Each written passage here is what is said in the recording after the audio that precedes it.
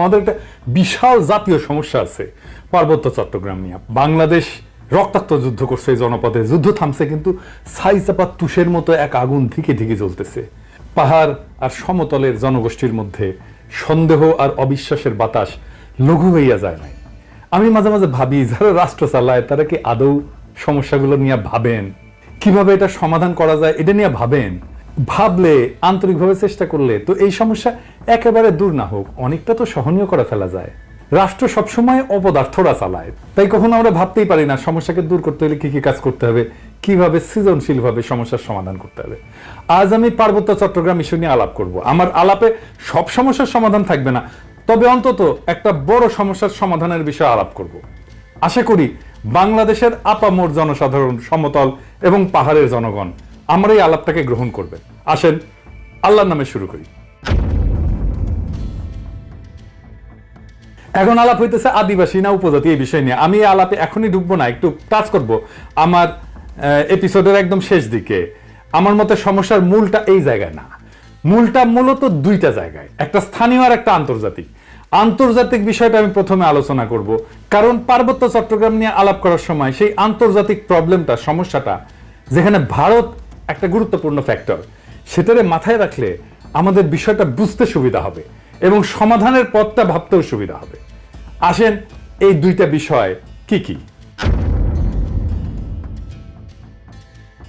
ভারত মনে করতো যে পার্বত্য চট্টগ্রামে নাগা এবং মিজো বিদ্রোহীরা লুকায় আছে এবং তাদেরকে পাকিস্তানের গোয়েন্দা সংস্থা আইএসআই সাহায্য করে। তো এইটার পাল্টা কর্মসূচি না ইন্ডিয়া, যে পূর্ব পাকিস্তানকে দেশটার রাজনৈতিক মূল অংশ থেকে বিচ্ছিন্ন করবে। তো ভারত এইটার উল্টা কর্মসূচি নেয় যে পূর্ব পাকিস্তানকে পশ্চিম পাকিস্তানকে বিচ্ছিন্ন করবে এবং এই কর্মসূচি নিয়ে আগায় যেতে থাকে। এবং এইটা নিয়ে আগায় যাওয়ার জন্য তাদের গোয়েন্দা মানে রকে সবুজ সংকেত দেয় ভারতীয় নীতি নির্ধারকেরা। অনেক পরে ভারতের গোয়েন্দা সংস্থা তার কর্মকর্তা বি রমন এই সম্পর্কে বলছেন যে এই যে পূর্ব পাকিস্তান থেকে ভারতের উত্তর পূর্বাঞ্চলে আইএসআই চালানো কার্যক্রমের অবসান ঘটাইতে ইন্দিরা গান্ধী পূর্ব পাকিস্তানের বাংলা ভাষীদেরকে পাকিস্তান থেকে বিচ্ছিন্ন হওয়া এবং বাংলাদেশ নামে একটা পৃথক রাষ্ট্র প্রতিষ্ঠার ব্যাপারে সহায়তা করতে হবে এই সিদ্ধান্ত নেয়। এটা বি রমনের বইয়ে লেখা আছে। তো ভারতীয় তরফ থেকে বাংলাদেশের মুক্তিযুদ্ধের সংশ্লিষ্টতার একটা বড় উপাদান ছিল একটা বিশেষ বাহিনীকে পার্বত্য চট্টগ্রাম দিয়ে অপারেশনে পাঠানো। এই বিশেষ বাহিনীর নাম ছিল special frontier force. General Uban ছিল এই ফোর্সের প্রথম ইন্সপেক্টর জেনারেল। 1962 সালের শেষ দিকে এই ফোর্সটা গড়ে উঠছিল। 71 সালে এই জেনারেল উবানি ছিলেন মুজিব বাহিনীর প্রশিক্ষক। মুজিব বাহিনী কি জানেন তো? ছাত্রলীগ, যুবলীগ আর আওয়ামী লীগের যৌথ গেরিলা বাহিনী। এরা কিন্তু যুদ্ধ করেনি, আর আজকে তারা মুক্তিযুদ্ধের সিপাহসালার হয়ে গেছে। শুধু তাই না, উবান ছিল রক্ষী বাহিনীরও প্রশিক্ষক। তাইলে বুঝতে পারতেছেন তো যে ইন্ডিয়ার প্ল্যানটা কি এবং কিভাবে সে প্ল্যানগুলো সাজাচ্ছে তার আশেপাশে। এবং পার্বত্য চট্টগ্রামে যখন 71-এ চূড়ান্ত অপারেশন হয়েছিল, তখন মুজিব বাহিনী না, স্পেশাল ফ্রন্টিয়ার ফোর্স নামে ওই আনকনভেনশনাল বাহিনীকেও ভারতীয়রা পার্বত্য চট্টগ্রাম দিয়ে বাংলাদেশে ঢুকায় দেয়।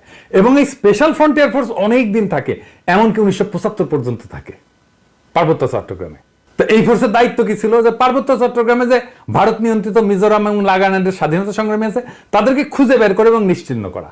এখানেই শেষ না, এই স্পেশাল ফ্রন্টিয়ার ফোর্সের সাথে মুজিব বাহিনী পার্বত্য চট্টগ্রাম দিয়ে যখন অভিযান শুরু করে, এটা নভেম্বরের শেষ দিকে।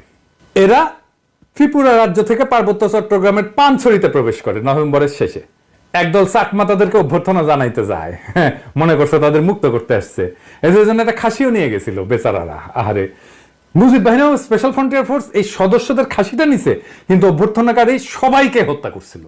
তারপর তারা পানছড়ির পাহাড় গ্রামগুলোতে হামলা শুরু করে, বাড়িঘর লুটপাট করে, আগুন লাগায় দেয়, সামনে যাকে পায় তাকেই হত্যা করে এবং মেয়েদেরকে ধর্ষণ করে। তাদের হামলায় পানছড়িতে ওই দিনই নিহত হয়েছিল 32 জন নিরীহ পাহাড়ি। তারপর তারা পানছড়ি থেকে খাগড়াছড়ির দিকে রওনা হয় এবং যাওয়ার পথে 176টা বাড়িঘর জ্বালায় দেয়। 14 ডিসেম্বরেও তারা 22 জনকে হত্যা করে। এই ছিল আওয়ামী লীগের মুজিব বাহিনীর মুক্তিযুদ্ধ। এটাই তাদের কন্ট্রিবিউশন। বাংলাদেশ থেকে ভারতীয় সামরিক বাহিনী চলে যাওয়ার সময় তাদের সেনাবাহিনীর এই স্পেশাল ফ্রন্টিয়ার ফোর্সকে রেখে দেওয়া হয় কক্সবাজারে। 72 সালের জুলাই পর্যন্ত পার্বত্য চট্টগ্রামে অপারেশন চালায়, তারপরে তারা প্রত্যাবর্তন করে। কিন্তু সবাই যে চলে গেছিল তা কিন্তু না, কারণ মুজিব যেদিন জয় বাংলা হয় না 1975-এ, ওই সময় পার্বত্য চট্টগ্রামে অপারেশন চালানো একটা ভারতীয় হেলিকপ্টার বিধ্বস্ত হয়। রেকর্ড রে ভাই।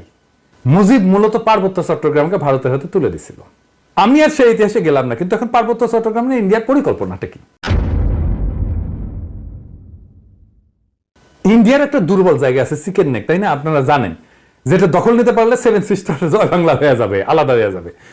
ইন্ডিয়া সেটা নিয়ে সবসময় একটা প্যারার মধ্যে থাকে। আমাদেরও একটা উইক জায়গা আছে, সেটা হইতেছে ফেনী, যা আমাদের বাংলাদেশ মূল ভূখণ্ডের সাথে পার্বত্য চট্টগ্রামকে যুক্ত করছে। ওই জায়গা দিয়া পার্বত্য চট্টগ্রামকে যদি আলাদা করে দিতে পারে ইন্ডিয়া, তাইলে চিকেন নেক নিয়ে তার না ভাবলেও চলবে, মুফতে একটা সমুদ্র বন্দর পাওয়া যাবে।